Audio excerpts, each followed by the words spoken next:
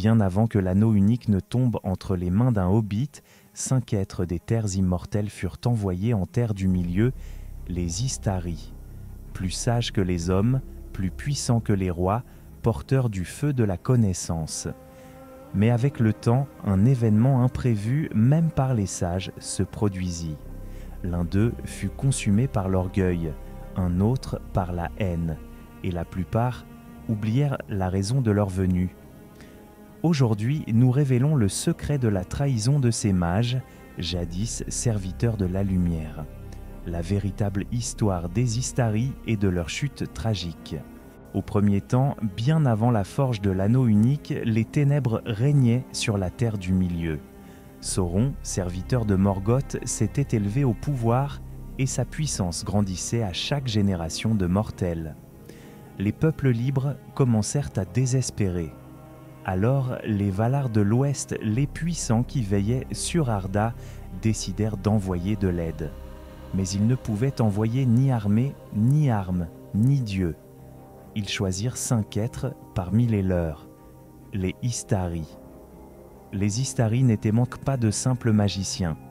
En vérité, ils étaient des Maillards, esprits d'origine divine, serviteurs du même ordre que Sauron lui-même, mais ils étaient venus non pour régner, mais pour guider, enseigner et inspirer l'espoir. Leur mission était claire. Fortifier les peuples de la terre du milieu afin qu'ils puissent résister à Sauron par eux-mêmes. Ainsi, ils traversèrent la mer sous l'apparence d'hommes anciens. Ils portaient en eux la sagesse de l'Ouest, mais aussi le fardeau de la mortalité, car leur pouvoir était enchaîné, délibérément limité, afin de les empêcher de régner par la force. Ils étaient destinés à être des chefs, non des rois. Ils étaient Curunir, plus tard connu sous le nom de Saruman le Blanc, Olorin qui devint Gandalf le Gris, Aywendil le Doux, surnommé Radagast le Brun, et 2 mystérieux mages bleus, Alatar et Palando, dont les chemins les menèrent loin à l'est. Au début, leur arrivée fut une bénédiction. Saruman était le plus grand d'entre eux, savant et fier. Les peuples le considéraient comme le maître blanc de l'ordre, un ami des hommes et des elfes. Gandalf, quant à lui, errait humblement, parlait peu, mais partout où il allait, l'espoir était présent. Radagast aimait les animaux et les forêts plus que les villes ou les royaumes, et les mages bleus, ils disparurent vers des contrées qu'aucun chroniqueur n'a jamais décrites, mais dès les premiers siècles, une faille dans le plan des Valar apparut, car même les sages n'étaient pas exempts d'orgueil, de doute et de tentation. Les Istari vivaient parmi les mortels, voyaient leurs souffrances, leurs faiblesses, leurs douleurs, et commencèrent à se croire supérieurs à tous. Saruman le Blanc étudia l'ennemi de trop près. Il voulait comprendre Sauron pour le vaincre. Mais ce qu'il étudiait commença à le transformer. Il voyait le pouvoir, l'ordre et la domination, et il crut que seule la force pouvait vaincre le mal. Gandalf, quant à lui, demeura humble, mais même lui ressentait le poids de sa tâche. Et Radagast s'éloigna de plus en plus de la mission des Valar, perdu dans des conversations avec les oiseaux et les animaux. Ainsi commença la scission. Une séparation subtile, imperceptible entre ceux qui étaient devenus avec le même but. Non par la guerre, non par la haine, mais par la tentation, par l'oubli progressif de ce qu'ils avaient été. Les Valar leur avaient conféré le pouvoir, mais non l'infaillibilité. Et c'est dans cette faiblesse que résidait le germe de leur chute. Avec le temps, un grand silence s'installa entre les 5 mages. Chacun suivit son propre chemin à travers les vastes contrées de la terre du milieu, et chacun y découvrit quelque chose de différent qui changea son cœur. Saruman le Blanc, jadis considéré comme le plus sage d'entre eux, abandonna la voie de l'humilité. Il explora les secrets du pouvoir antique, le langage des anneaux, la source des flammes de Sauron. Au début, il le fit au nom du bien pour comprendre l'ennemi et anticiper ses attaques. Mais le savoir seul ne suffit pas lorsque l'orgueil en est le prix. Il croyait ne pouvoir vaincre Sauron qu'en maîtrisant son propre pouvoir. C'est ainsi que, dans sa tour d'Orthanc, il commença à ourdir ses propres machinations. Il considérait les hommes avec suspicion, les elfes avec arrogance et même Gandalf avec envie. Lorsqu'il utilisa enfin le palantir, la pierre de vision, il crut gagner en puissance, mais en réalité, il était observé par l'œil. Sauron trouva une faille dans l'orgueil de Saruman. Le blanc devint gris, et le maître devint le traître. Radagast le brun, quant à lui, se retira d'une autre manière. Il se perdit dans la nature, dans le chant des oiseaux et les sentiers des animaux. Il oublia ceux qui avaient besoin de lui et cessa de s'immiscer dans les affaires du monde. Sa chute ne fut pas due au mal, mais à l'indifférence. Sa trahison fut silencieuse, celle du retrait, du silence. Et les mages bleus, Alatar et Palando, disparurent vers l'est. Leurs traces se perdent dans les chroniques. Certains disaient qu'ils avaient chuté, fondé leur propre culte, créé de nouveaux royaumes d'hérésie. D'autres croyaient qu'ils avaient combattu en secret, loin des regards de l'Ouest. Mais une seule chose est certaine, ils ne revinrent jamais. Ainsi, seuls deux restèrent fidèles à la mission, Gandalf et d'une autre manière Radagast. Pourtant Gandalf fut le seul à ne jamais perdre de vue le dessein des Valar. Il savait que le pouvoir est toujours une tentation, même lorsqu'il est utilisé au nom du bien.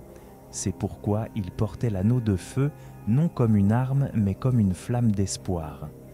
Ainsi, l'histoire des Istari nous montre que même les êtres divins ne sont pas infaillibles. La plupart d'entre eux ont succombé à ce qu'ils étaient censés combattre, le pouvoir, l'orgueil et l'oubli. Car le plus grand ennemi n'a jamais été Sauron lui-même, mais bien le cœur humain, ou plutôt spirituel, qui battait en chacun d'eux. Tandis que Saruman méditait sur les runes et le pouvoir à Orthanc et que les mages bleus disparaissaient à l'est, Gandalf le Gris errait fidèlement à travers la terre du milieu. Il vivait parmi les hommes, les elfes et les hobbits.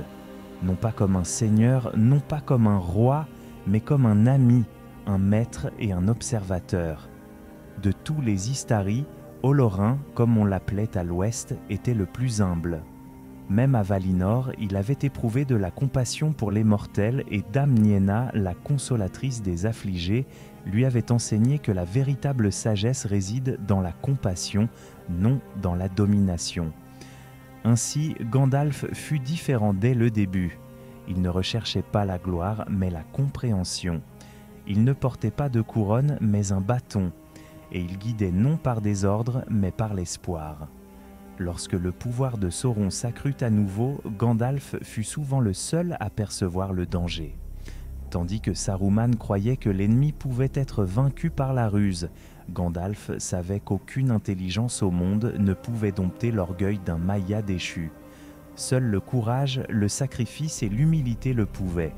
C'est pourquoi les peuples de la terre du milieu lui faisaient confiance.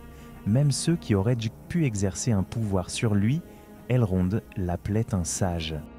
Galadriel l'appelait un ami. Et même les hobbits, ces petites créatures sans prétention, le voyaient non comme un magicien, mais comme quelqu'un qui les comprenait. Pourtant, Gandalf portait un fardeau que peu connaissaient, l'anneau elfique Narya, l'anneau de feu. Il lui avait été donné par Círdan le charpentier de navire à son arrivée sur les rivages de la terre du milieu.